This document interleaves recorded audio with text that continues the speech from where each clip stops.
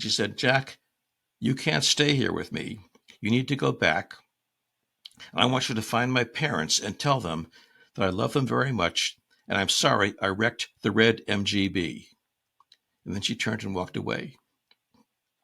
When he later woke up in his hospital bed, he had a complete memory of this.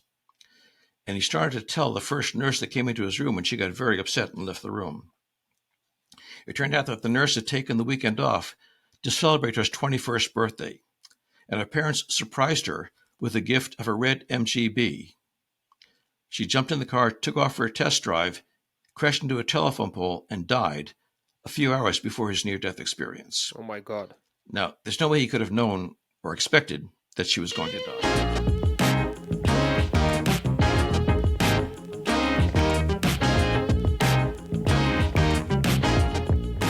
Greyson is a professor emeritus of psychiatry and neuro-behavioral sciences at the University of Virginia, who has studied near-death experiences for more than 45 years and is one of the world's leading experts on their science and significance. He is the author of After, A Doctor Explores What Near-Death Experiences Reveal About Life and Beyond, co-author of Irreducible Mind and co-editor of the Handbook of Near-Death Experiences. Professor Greyson, welcome. Thank you, Zaza. I'm happy to be with you today. So far on this podcast, we've talked about human origins, climate change, personal philosophies, belief systems, life in the universe, and yet what we're going to be discussing today seems even more grand and somehow also more intimate than any of these already very profound subjects. Maybe because the final farewell is something we're unfortunately all going to have to go through. So we would really like to know, if possible, what's in store for us, if anything at all. And near-death experiences might provide a window into this, what we call it, ultimate leap. Now, I do have to confess that I'm a bit of a skeptic when it comes to the afterlife in any shape or form. But, on the other hand, I do like surprises. Anyway, I guess what I'm trying to say is that I'm unbelievably excited for us to dig into the episode. Let's begin with your story. More than, 45 years ago, you were a young doctor training as a psychiatrist. And as I understand it, at the time, without any special interest in death or near-death experiences. However, that quickly changed. Why? Well, let me say first, Zaza, that I agree with you completely, that I am also a skeptic, but I would like to be surprised. And I have more reason to think so that we will now than when I started off. When I started off, as you said, I was a complete materialist. I was raised in a scientific household where the physical world was all there was. We never talked about anything spiritual or religious in my home.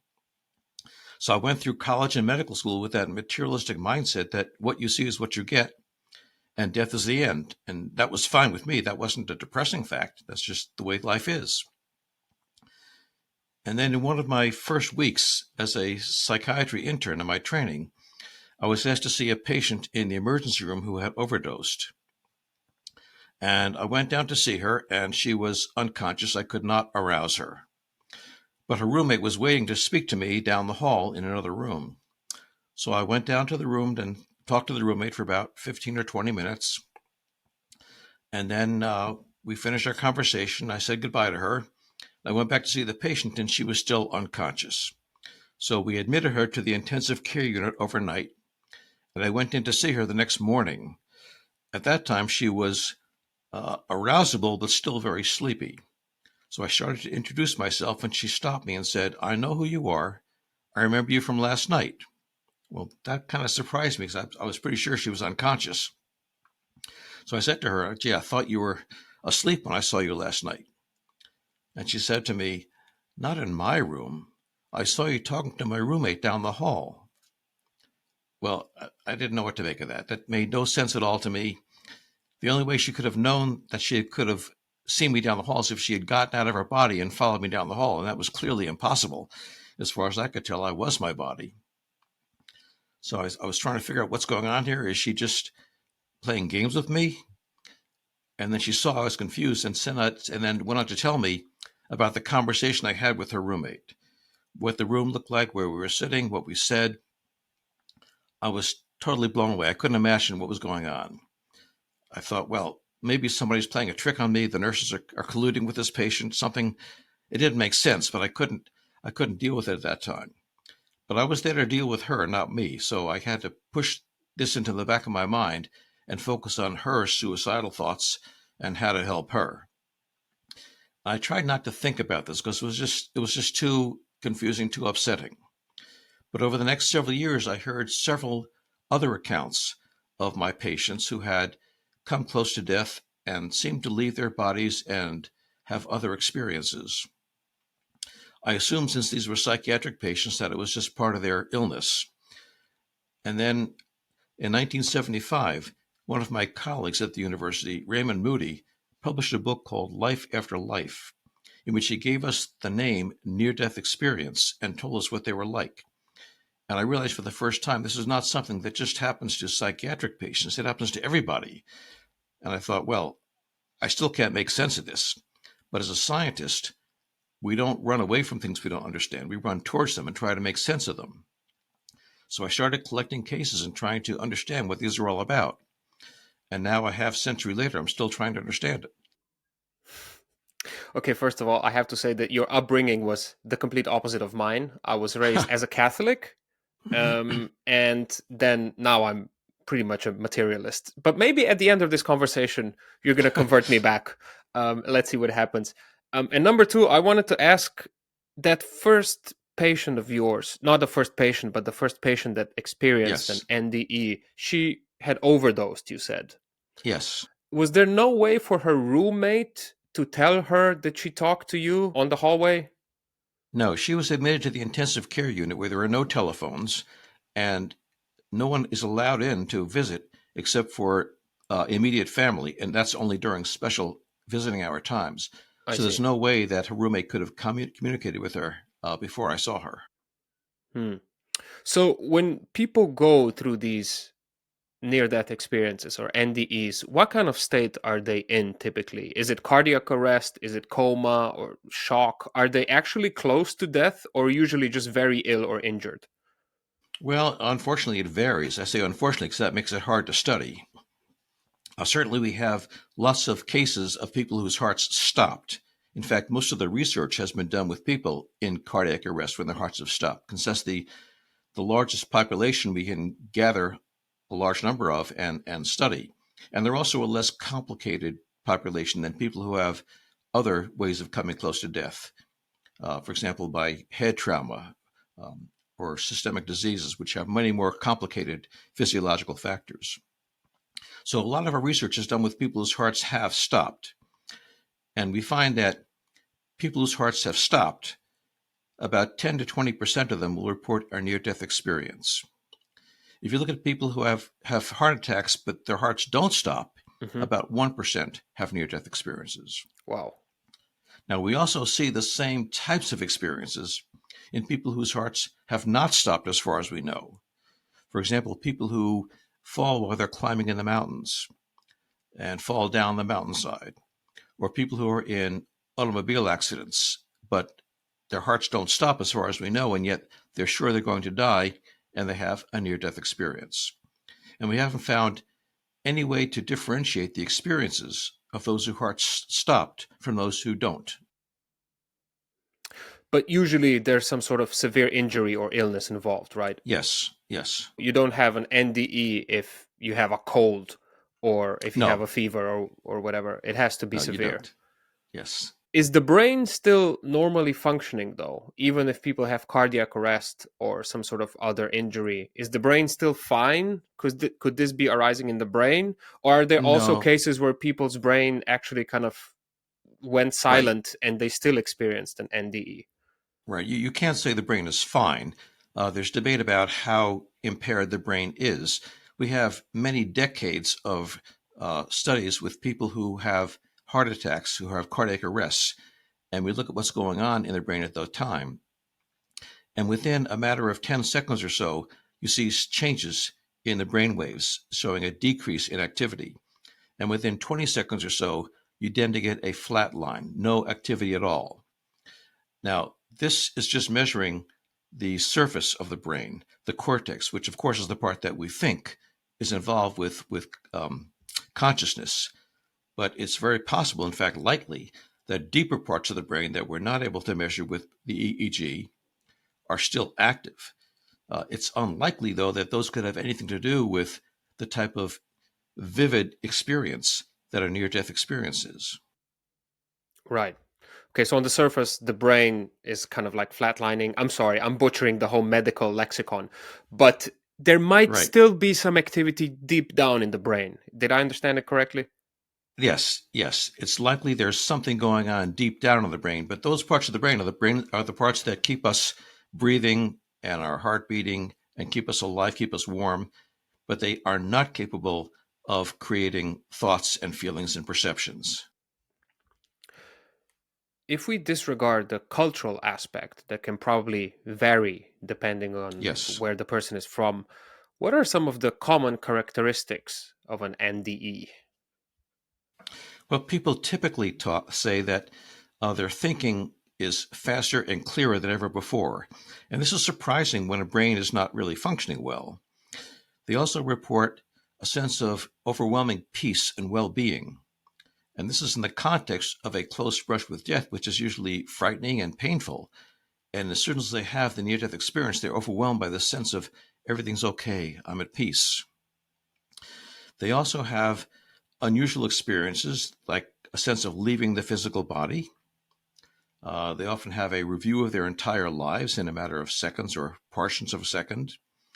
And they may at times encounter other entities, or they seem to, Hmm. which they may interpret as being deceased loved ones or deities.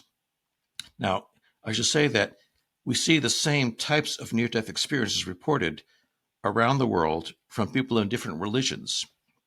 And we have the same types of experiences reported from ancient Greece and Rome and Egypt, long before the Christian era, when people talk about the same types of near death experiences.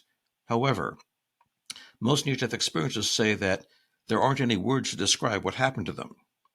So then we researchers say, great, tell me about it. So we make them distort it by putting it into words. And they do that by using whatever metaphors come most easily to them, which often come from their religion or their culture. So an example of that is people all over the world will talk about a warm, loving being of light that makes them feel unconditionally loved. And people who are raised in Western cultures will often say that was God. People in Eastern cultures will not say that. But even those from the West will say, I'm going to say God, so you know what I'm talking about, but it's not the God I was taught about in church. It's much bigger than that. If I may just interject with a bit of my own madness here, you Sure. described that people are talking about a sense of peace. They're describing when they're experiencing an NDE. If I think about it, the best moments of my life were always born out of kind of like spontaneity or excitement or even chaos. So if all of this is true, I'm a little bit unnerved. Like an eternal sense of calm and peace just sounds kind of monotonous and a little bit dull. I absolutely hate meditating, for example. I guess I would just feel better if this is true, if people describe the experience more as an endless party where everybody's having fun and less as a perpetual state of calm. Well, you're not alone in thinking that. Certain philosophers, like John Fisher Martin, say that the idea of eternity would be a horrible thing to have because people get so bored with life on this earth. Imagine having eternity. That would be terribly boring. Um, but people who have near death experiences just laugh when we say that to them. They say, well, you just can't imagine what it was like. There's endless variety, and yet I can't describe to you what really happened. Okay. I've read somewhere that although the majority of near death experiences are described as peaceful and pleasant, like you said, distressing, scary NDEs do exist as well. Could you talk They, a little bit about those? yes, they do. They do. We have tried to look at uh, what differentiates the pleasant from the unpleasant ones. And we can't predict who's going to have what type. Age, gender, religion, religiosity, the physiological events around the event do not determine whether you're going to have a nice or an unpleasant NDE. Certainly, the type of life you lead doesn't make a difference. It's not true that good people have blissful experiences and nasty people have unpleasant ones. And that's not surprising. We have um, writings from Christian saints over the centuries talking about the dark night of the soul, which is quite terrifying. And I've heard near-death experiences from people who were convicted felons who have blissful near-death experiences. It's hard to know how common these unpleasant experiences are because people are reluctant to talk about them. They think, oh, it must be something wrong with me if I had this experience, and they are less likely to share them. Most people who have studied this find that between 5 and 10% of people who have near-death experiences may be unpleasant. But of course, there may be more that we're just not hearing about. Okay, if we go back to the pleasant ones, what else are people saying? I know they keep saying that it's hard to put it into words, but when they do put it into words, what are they describing? What are they seeing? What are they experiencing? Well, they describe a sense of overwhelming peace and then leaving the physical body. They may hover for a while around the body and watch the resuscitation attempts. They may at some point get distracted and see this brilliant light and move toward the light or are drawn toward the light, which they often experience as a type of deity. And that often will lead them into a review of their entire lives. They may see other entities, which they may say are deceased loved ones. And at some point, they may come to a border or a point of no return beyond which they can't keep going and still come back to life. And they may then decide to come back or are told that they need to come back against their will because they have more work to do or something else like that. Told by who? The deity. Yes. I see. Or sometimes I've heard people say, I was sent back by my uncle. And this too is a bit of a cultural difference. Most Westerners who are brought up in a culture of achievement say they were sent back because they had more work to do. They weren't finished here. With their Whereas job? Hopefully not. No, well, it's something important like I need to raise my children or I need to help my father die or something like this. Okay. Right.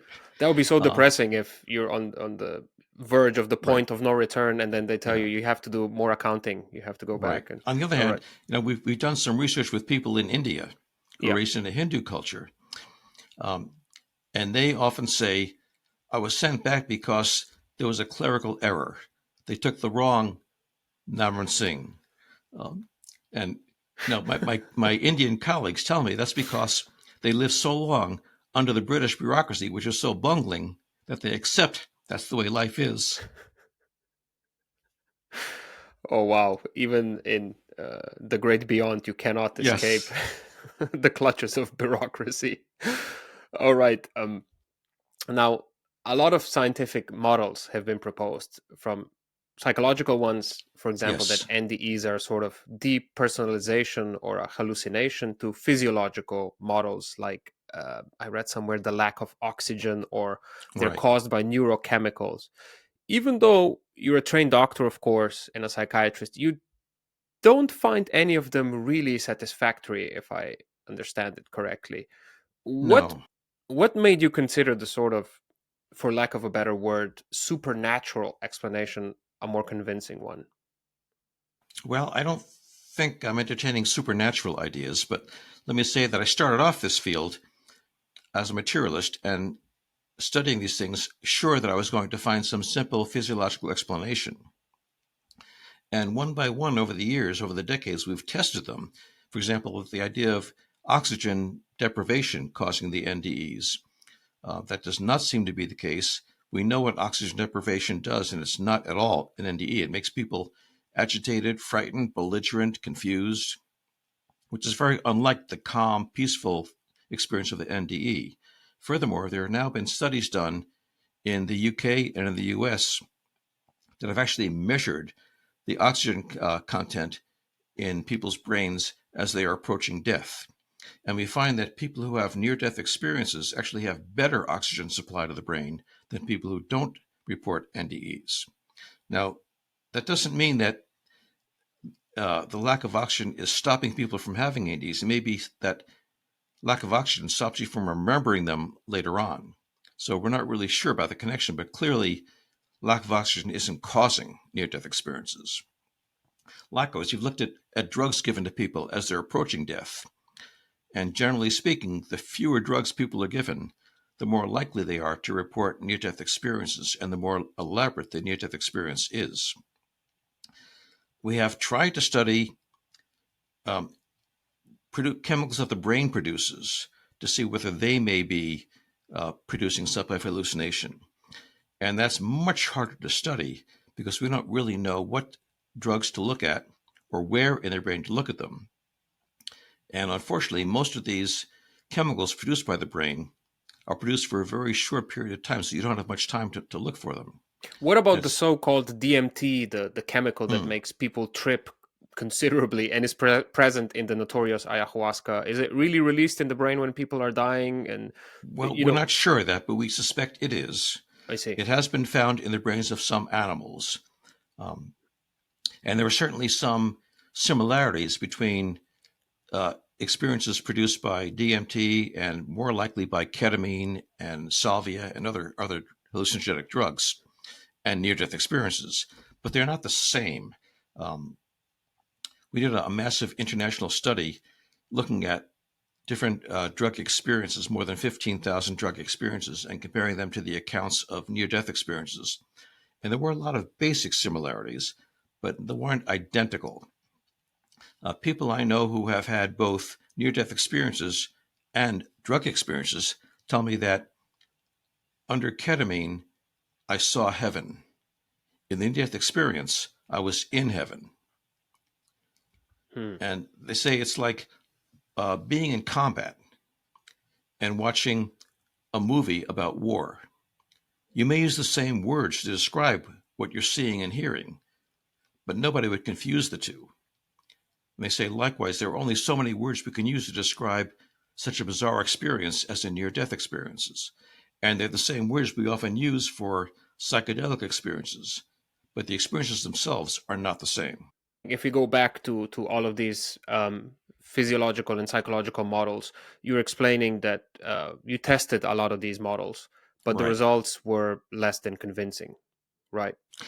Let me say that it's much harder to test psychological models, which to me are plausible, but we really don't have good measures for a lot of the psychological measures that have been proposed. And furthermore, if you're studying them, for example, like depersonalization, when someone is in their normal everyday state, that doesn't tell you what they were like when they were in the near-death state. So it's hard to look at what was going on psychologically at the time of the near-death event and have any reasonable conclusions. I will say, though, that there are some features of the near-death experience that are very hard to reconcile with any type of materialistic explanation. All right, let's talk about those. For example, I said that many people will say they leave their bodies during a near-death experience, and some can describe things they saw and heard while they were very definitely unconscious that were unexpected, couldn't be predicted, and yet the descriptions were very accurate. And it's hard to understand how they could know some of these things. For example, people report seeing that a nurse in the operating room had mismatched shoelaces. Or one fellow that I knew was in his mid-50s had a quadruple bypass operation where 4 vessels around his heart had to be replaced. And he said that he left his body during the operation and saw his surgeon flapping his arms like he was trying to fly. And he demonstrated this to me, put his arms on his hands on his chest and moved his arms around like he was a chicken trying to fly. I told him that didn't make sense to me. I thought that was probably a hallucination because of the anesthesia. And he said, no, it wasn't. I really saw it. You can ask my surgeon. So I did. And the surgeon admitted to me that he does do that he's never seen any other surgeon do this, but he lets his assistant start the procedure while he's putting on his sterile gloves and gown. And then he walks into the operating room to supervise them. And he doesn't want to risk touching anything that's not sterile, so he puts his hands flat against his chest so he won't touch anything. And then he points things out to them using his elbows. And he demonstrated just the way the patient did. Now, I don't know how the patient knew about that, but he did. He said, I saw that. And we have many examples of this. One of my colleagues, Jan Holden, studied about 100 cases of potentially verifiable out-of-body perceptions during near-death experiences. And she found that 92% of them were completely accurate, 6% were partially accurate, and only 1% was totally wrong. So the vast majority seem to be accurate perceptions. And it's hard to reconcile that with a purely materialistic explanation. Some of them may be lucky guesses, some may be picking up clues from other things, but certainly not all of them. But let me give you a more surprising phenomenon in the NDE. Many experiences will say that they met deceased loved ones in their near-death experience, and that can be dismissed by wishful thinking or expectation. You think you're going to die, so you want to be seen by your deceased mother, so you imagine that. But we have a number of well-documented cases now where people saw or claimed to see deceased individuals who were not yet known to have died. So that takes expectation off the table. So somebody they knew? Yes, but they didn't know the person had died. I see. So before they went into operation or had an NDE or whatever happened, coma, they... Well, let me give you an example. A fellow in his 20s was hospitalized with severe pneumonia, and he had respiratory arrest where he couldn't breathe. And his main nurse who was working with him was about his age, a young, attractive woman. And one day she told him she was going to be taking the weekend off, and there'd be other nurses substituting for her. So she left, and while she was gone, he had another respiratory arrest where he had to be resuscitated. And at that time, he had a near-death experience. And he found himself in a beautiful pastoral scene. And then he saw the nurse walking towards him. And he was stunned. He said, "Anita, what are you doing here?" And she said, "Jack, you can't stay here with me. You need to go back. I want you to find my parents and tell them that I love them very much, and I'm sorry I wrecked the red MGB." And then she turned and walked away. When he later woke up in his hospital bed, he had a complete memory of this. And he started to tell the first nurse that came into his room, and she got very upset and left the room. It turned out that the nurse had taken the weekend off to celebrate her 21st birthday, and her parents surprised her with a gift of a red MGB. She jumped in the car, took off for a test drive, crashed into a telephone pole, and died a few hours before his near-death experience. Oh, my God. Now, there's no way he could have known or expected that she was going to die, and no way he could have known how she died, and yet she did.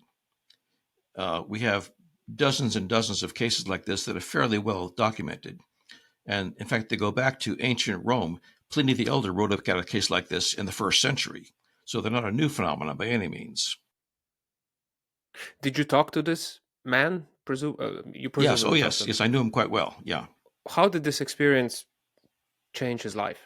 Oh, well, yes. Actually, as a psychiatrist, that's the most important part to me of this experience, that it changes people's lives. And I've talked to people in their 80s and 90s who had the experience as teenagers and said, "I've never been the same." They almost always say that they are no longer afraid of death, that no matter what they experience in the NDE, they realize that it's not something to be afraid of. Now, they also say that when I first heard about this, as a psychiatrist, I was worried, is this going to make people more suicidal? Because they want to go back to that special place, right? Right. So I did a study then. I interviewed people who came to the hospital with a suicide attempt, and I compared those who had a near-death experience as a result of the suicide attempt with those who didn't. And what I found was that those who had a near-death experience were much less suicidal than those who didn't have a near-death experience. And when I asked them why, they said, "Well, I now realize that everything that happens in life has a meaning and a purpose. So the reasons that made me want to kill myself, I now know they're not things to run away from. They're things I'm supposed to learn from and grow from." They also said that if you're not afraid of dying, you're also not afraid of living. You can go ahead and take risks and enjoy life to the fullest, because what's the worst that happens? You die. So they end up having a much more joyful life than they had before. They also say that they're much more spiritual than they were before the NDE. And I've heard this from people who are religious and for people who were atheists before the NDE. They still may not believe in a God, but they believe there is some part of them that survives bodily death. Now, when they say they're spiritual, they don't mean they're more religious. In fact, they often become less devoted to any particular religion, but they feel more connected to other people, to nature, to the universe, to the divine. And this sense of connection makes them feel like they're part of something much greater than themselves. Um, Now, that leads them to basically the golden rule, which is part of every religion we have: do unto others as you have them do unto you. For most of us, that's a guideline we're supposed to follow. But for the near-death experiencer, they experience it as a law of the universe, that when you hurt someone else, you hurt yourself too. I've heard it compared to a hand. If you look at the fingers, they look like they're separate things. But if you look at the whole hand, you see they're really connected at the bottom. And you can't cut one without hurting the whole hand. Whew. You dropped some wisdom on me right there. Especially the part where people say that they weren't afraid of death, they were afraid to live, or something along those lines. Could you repeat that part? Right. If you're not afraid of dying, then you're also not afraid of living. Exactly. All right. And people who So have this experience yeah, tend to be much more engaged in life, much more outgoing, and much more caring about other people. They become much more altruistic. They do more volunteer things. Now, this can cause a lot of problems. If you can imagine one person in a family having a religious conversion and the rest of the family not, that can cause a lot of problems in the family. In addition, people sometimes can't reconcile these new attitudes with their careers beforehand. Example, I've known people who were career military officers or police officers who, after a near-death experience, could not shoot, even in self-defense. They could not hurt someone else. And they had to change their careers. wow. They often go into some helping profession, healthcare, clergy, social work, teaching, something like this. I've also known people who were in very competitive businesses who came back saying it no longer makes sense to get ahead at someone else's expense. So they end up either changing the way they do their work or leaving the field entirely and going to some other profession. Fascinating. So it's, even though NDEs are traumatic and scary, they're actually a blessing in disguise, because what you're describing is that these people then lead better lives. So it's kind of not fair that most of us will not experience an NDE. Uh, I'm turning it around and making it really egoistical and all about Well, me. Why am I not going yes, to experience an NDE? that But doesn't mean we can't learn from what the near-death experiences tell us. right, right. All right, back to my skeptical nature for a second. Yes, There were some NDE studies performed, I believe, where various objects were installed into the ceiling of the hospital and could yes, only be visible if you were floating underneath it. I guess the researchers were banking on the whole floating out of the right. body experience that you described earlier, that is often part of an NDE. From what I've read, though, these studies haven't been very successful, and That's people right. experiencing NDEs haven't been able to identify these Right, right. objects. The targets are usually placed above eye level and pointing upwards, so you can only see them if you're looking down from the ceiling. And there have been a total of 6 studies published of this type of technique. I did one at my university. In mine, we used a laptop computer on top of a machine, and it was programmed as soon as the patient went unconscious. Someone pressed a button, turned it on, and it would run a randomly chosen image that was a moving, colorful image for 5 minutes and then turn itself off. Um, in none of these studies, none of the 6 studies, did anybody claim to have left their bodies and seen the target. So it doesn't show that they can do it. It doesn't show they can't. It shows that they didn't experience anything like that. Now, when I talk about this to near-death experiencers, they just laugh. They say, if you're in a near-death condition, finding yourself out of your body for the first time, watching your body being electrocuted and shocked back to life, are you going to look around for some irrelevant target you didn't know was there that has no meaning for you and try to remember that? They said it's like if you claimed that you had just been to France and I thought you were making it up. I asked you to prove it. And I said, all right, when you came back home, you went through a customs agent. What was the customs agent's name? Because it was right there on a name tag on his chest. And of course, you didn't see it. So therefore, I'm justified in saying you didn't really take that flight.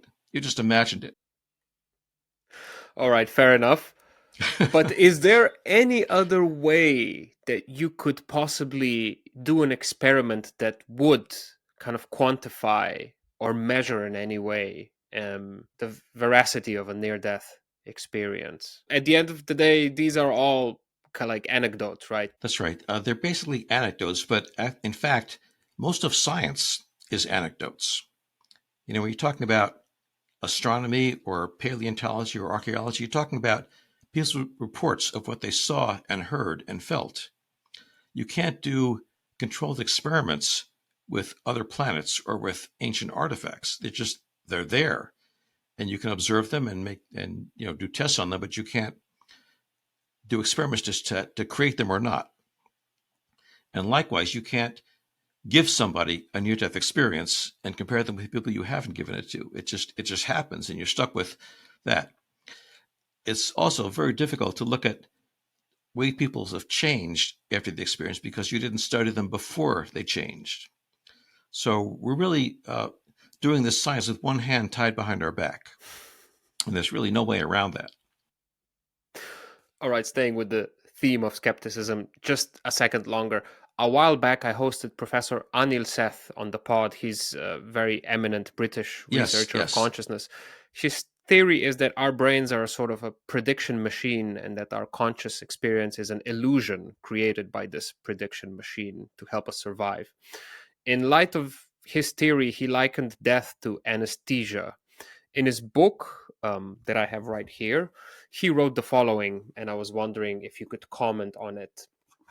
All right. Where is it? Alrighty, here. Let me read his quote. And when life ends, consciousness will end too.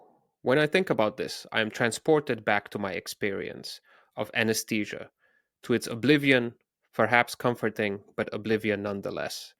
The novelist Julian Barnes puts it perfectly. When the end of consciousness comes, there is nothing, really nothing, to be frightened of. Well, I agree with Anil Seth about the brain being a prediction machine. It's designed to fill in the gaps we don't have information for. So it's plausible to think that when you have a near-death experience, it may elaborate this elaborate event for you. But that doesn't explain how people can see things accurately when they were unconscious, or how they can encounter what they think are deceased people who are not known to be dead yet. There's just too many unknowns in the near-death experience to say that it's just the brain. Now, to say that all consciousness ends when the brain ends is not a scientific fact. It's a hypothesis. We have certainly correlations between the brain and the mind. The brain being that 3-pound mass of tissue in your head, and the mind being that part of you that thinks and feels and makes decisions. Certainly when you get intoxicated, you don't think very clearly. When you have a stroke or get hit on the head, that affects your thinking. So in everyday life, it looks as if the brain is creating the mind or is the mind in some way. But under extreme circumstances, that connection between brain and mind seems to break down, like near-death experiences. And there are also other experiences as well that have the brain going down and the mind continuing. Now, there's another way of thinking about the connection between mind and brain, and that's that the brain doesn't cause thoughts, it filters them. Much the way a radio receiver will take radio waves from outside and transform them into sounds that you can understand. And the idea is that the brain can do the same thing. It takes thoughts from the mind and puts them into electrical signals the body can understand. This goes back to Hippocrates 2,000 years ago, who said that the brain is the interpreter of the mind. And there have been neuroscientists throughout the centuries who have tried to follow that train of thought. Now, it's really hard to follow this because they're metaphors saying the brain is, there's no physical filter in the brain, but there are neurological pathways in the brain that limit the input that comes in. For example, it starts with your eyes. We don't see all the wavelengths of light that are out there. We don't see the infrared and the ultraviolet. We just see a small range of light that's important for our survival. The brain, like the rest of our bodies, evolved to help us survive in the physical world. So it lets in the information that's helpful to survive. In other words, to find food and shelter and a mate and keep warm and avoid predators. But it filters out anything that's irrelevant. Near-death experiencers talk about seeing deceased loved ones and deities. That's not important for survival. In fact, it may get in the way of survival. So the brain normally filters out those things. And in fact, people have looked at what parts in the brain may be involved in this filtering process. And there are definite paths that we are looking at that do, we know, alter the input coming into the brain. For example, right now we're talking. It's important for me to hear you. It's not that important for me to see you. So there's something called the temporal loop, the cortical temporal loop, that will upgrade my auditory stimulus and downgrade the visual stimulus so that I pay more attention to what I'm hearing and less to what I'm seeing. There's another whole sequence of networks in the brain called the default mode network, which limits our thoughts only to what's important right now. So it's plausible that something in the brain will receive thoughts from outside, filter out those that are not important to survival, and just let in those that are important. And that in a near-death event, when the brain's starting to fail, that filtering process breaks down, and we have access to all this full range of consciousness. Now, that, of course, raises the question of where is the mind if it's not in the brain? Where is it? And I have no answer to that at all. You know, I'm a scientist, I'm a clinician, I'm not a philosopher. I have no idea where there it is. In fact, some of my philosopher friends say you can't ask where the mind is because it's a non-physical object. So it can't have a physical location. So, you know, we're stuck with two unsolvable problems. If you think the mind and the brain are different things, you can't explain how they interact. If you think that the mind is what the brain does, we have no explanation for how chemical and electrical processes in the brain can produce a thought or a feeling. We have the slightest idea how that happens. So either way, we're stuck with not understanding where our mind comes from. Wow. How does evolution then factor in? Or if we go even further, is there any evidence that animals experience NDEs as well? There is actually. You know, we can't really interview animals. They don't talk to us, so we can't really know what they experience. But there are anecdotes of animals who have a near-death event, being hit by a car or having a severe illness, and their behavior changes a great deal. They were very aggressive and hostile towards other animals before that, and they became very loving and friendly after that. There are also reports of animals on their deathbeds being comatose and then suddenly becoming wide awake, looking around as if they're seeing something that their owners can't see, and they die. So I don't know, what do we make of these? These are just reports of people saying, this is what my animal did, and we have no way of verifying it. We also have many accounts from people who have near-death experiences who encounter in the NDE what they say are their deceased pets, which suggests, at least to them, that their deceased pets are still alive in some form, which means they must have some type of a non-physical part, whether you call it a mind or a soul or whatever. Here is a very naive, simple question. If we actually do possess anything resembling a soul, not a soul, but a consciousness that survives death, how come an illness of the brain or an injury has the ability to completely transform our personality, deeply transform who we are? Is it then that just this receiver is broken? Or do you have another explanation? Because these changes can Yeah, be quite dramatic, right? right. But I think you're right that It's when the brain is broken or failing, um, it's not able to transmit as well as it did before.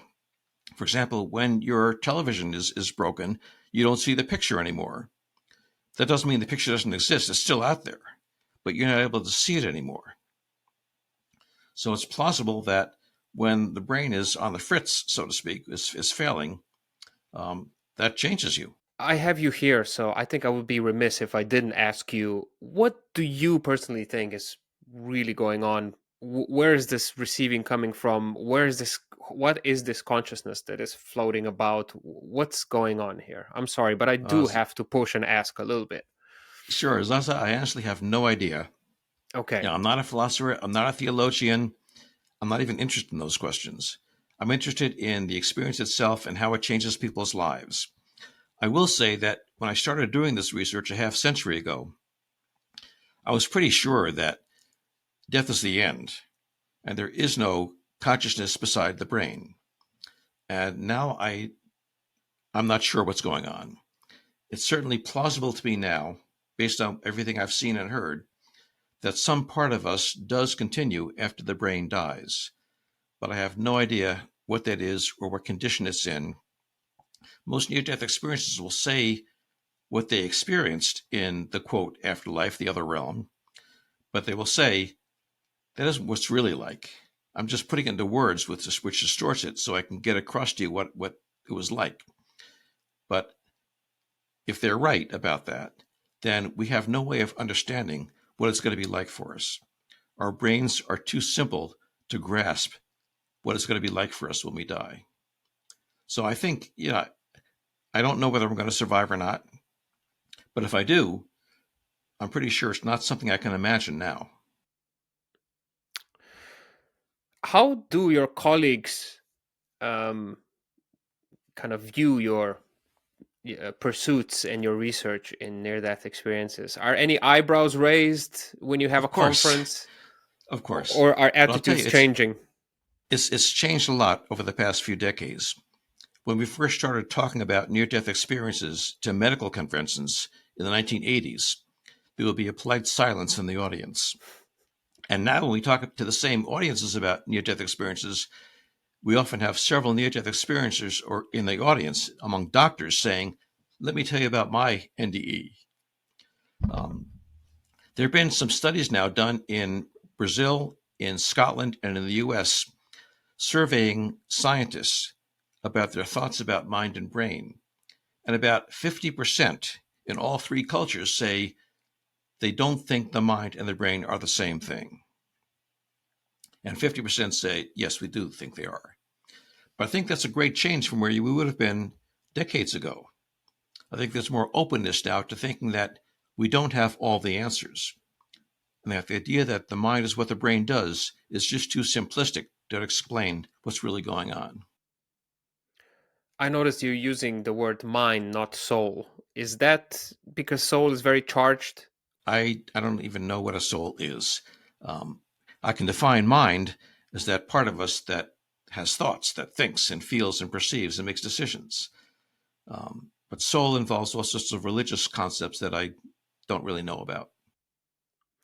Have you become slightly more spiritual or religious because of your study of NDEs and talking to these people who have experienced Um, them? I think I probably am. It's hard for me to say what I was like spiritually before that because I had no concept of spirituality before that. But I certainly feel much more connected to other people and to the universe than I did before. I feel like I'm part of something greater than myself. Now, if you asked me before I started doing this research, I might have said the same thing. I might have said, yes, I'm part of this great scientific endeavor, something much greater than myself. I'm part of this culture. So I'm not sure if there's a real difference. We're nearing the end, no pun intended. If I can ask you something a bit more personal, being in such Sure. proximity to these experiences and for so long, have they in any way affected your fear of death, if you had one prior? Well, I never was afraid of death beforehand. I just thought that was the end and there'd be nothingness, so there's nothing to be afraid of. And now I think that there is probably something. I'm not sure, but there may be something. But I still think it's not something to be afraid of. I'll tell you though, has made me much more comfortable with not knowing the answers. When I started doing this work when I was in my 20s, I was convinced that science would have all the answers, and I was uncomfortable when we didn't know the answer to something. And now I'm pretty well convinced that we don't really, at this point, have the language to understand the questions, to even to ask the right questions. So I'm happy knowing that, at least at this point in time, we're just not going to have the answers, and that's okay. It may be, and I hope, that in another couple hundred years, we'll have a better science and a better vocabulary and be able to understand them better. But for now, I think it's beyond our understanding. Final and perhaps most important question, Professor. What can near-death experiences teach us about how to lead our lives while we are alive? I think the bottom line for many near-death experiencers is that we are all interconnected, and that when you hurt other people, you end up hurting yourself. And when you help other people, you end up helping yourself as well. And that the way to live a more meaningful and purposeful life is to treat other people as if we love them all. Wow. Whew, okay, this was absolutely outstanding. I don't know if I'm completely convinced, but I have to tell you something. I'm a huge hypochondriac, always have been. And this helped me calm down a little bit. Last question before I let you go. It just popped into my head. There have been I think some of your colleagues are doing some studies on past lives, right? And then Yes. kids remembering them. What do you think about that? I think that there are many examples now of young children, these are preschool children who have not had any indoctrination, who seem to know details about a past life. And more than just knowing them, they really identify with them. I'm not convinced that reincarnation is the best explanation for these, but I think there is something going on that we don't understand yet. Could these be connected to NDEs in any way that you can think of right now? Only in the most loose terms, that there's something here about the human mind that we don't understand. Okay, perfect. You said reincarnation is not the best explanation. What would be a better explanation? I don't know. I don't know. I mean, there are several that have been put forward, that somehow a deceased entity is possessing the child. Um, these are all just speculations. They're all hypothetical, and I don't think there's any way of proving or disproving any of them. Your book is on the way to me, and I'm going to read it. And then I hope in the future we can do this again. Where can people actually purchase your books? It's available from most bookstores, most online bookshops. My website, www.brucegreyson, that's GREYSON.com, has links to most booksellers where you can purchase the book. It's available in English and in German and in about 20 other languages. Okay, fantastic. Do you have any social media where people can follow your work, see what you're up to? No, I don't, just through my website. All right, perfect. Thank you so much, Professor Greyson. This was amazing. I hope we get Thank to you, do this Zana. again. It's been a pleasure. Hey, thank you for listening. First and foremost, a massive, massive thank you to my producers, Lorenzo, Jurechuk, Carmen, Veronica, Mila, and Taichi. You legends rock. Without you, this podcast would not have been possible at all. Thank you so much. For the rest of you, if you enjoyed listening to the episode, please follow and subscribe on Spotify, Apple Podcasts, and YouTube. And of course, if you'd like to become a patron as well, go to Patreon, type smart cookies in there, and become one. All right. Thanks a lot. Bye bye.